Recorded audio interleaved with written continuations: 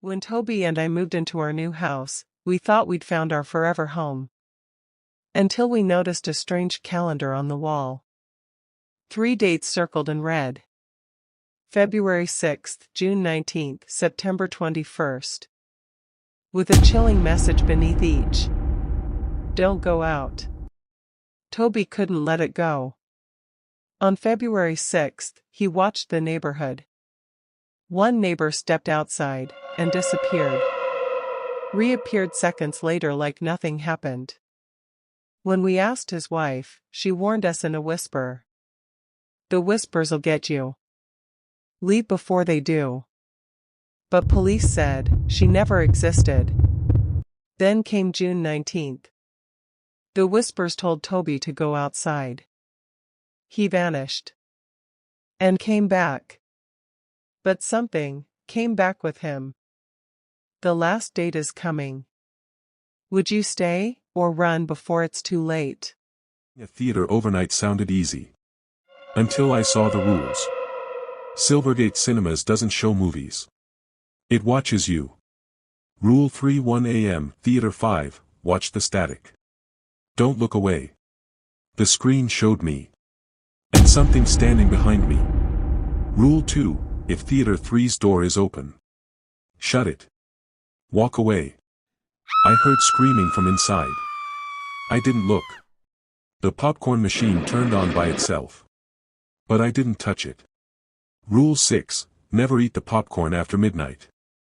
It isn't ours. Then came the girl. Pink dress. Pale skin.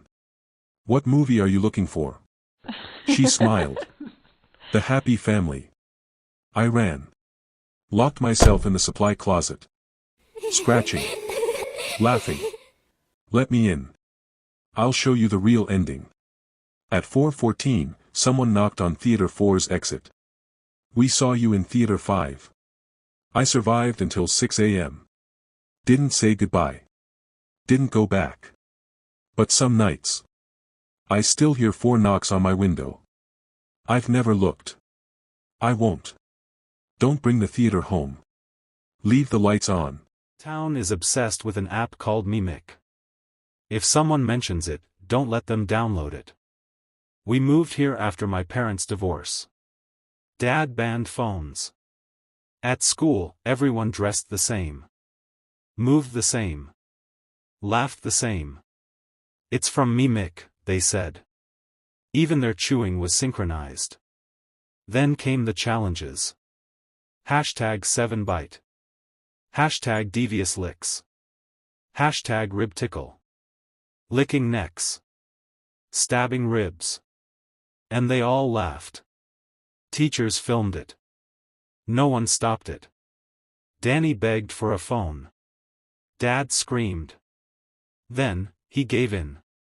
I came home to a gift. One phone. A note, I love you both. Danny was gone. Just clothes on the floor. Symbols carved into the wood. Now I'm alone. Sometimes the phone speaks in Danny's voice. Mimic is still running. And it's looking for new users. Don't come near me! He shouted. His fingers were bitten off. His eyes blurred. His tongue frozen in prayer. Hours earlier, a peaceful home. A daughter's laugh. A wife in red. Then, have you heard the story of the needle woman? He brushed it off. Until she mentioned her first love. And walked out the door. Later that night, a glowing white dress in the dark. Footsteps. Whispering. Needles are hurting me, he screamed. Blood from his eyes. Fingers glued with slime. Flesh torn from his legs. Pins stitched through his chest. Then, her voice. You killed me, Papa. Your jokes. Your betrayal. Your silence.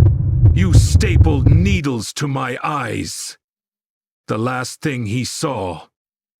A girl with metal needles for eyes. Next morning, The police found a mutilated corpse, skinned, pierced, decorated like a horror magazine. A pale pink, scared and desperate looking like a phantom of a man. The needles are still hurting me, and this time, I won't be erased. I went to school to be a park ranger. I quit after my first job. The offer came in the mail. A job I never applied for. My advisor saw the letter and turned pale. She said, "Please don't go." But I needed the job. So I went. The park was beautiful. The weather? Always perfect. No accidents, no crime. Too perfect. Then they told me, the park demands a sacrifice. We changed trail signs. Misled hikers sent them into the woods to die. I tried to help one man escape. I reached out, and the forest took him. He vanished, like he never existed.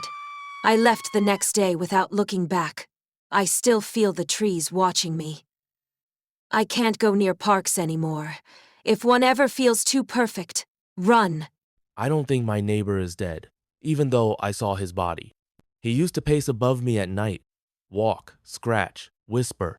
"Let me back in," he'd say, over and over. Then one day, silence. And then the smell. I went upstairs.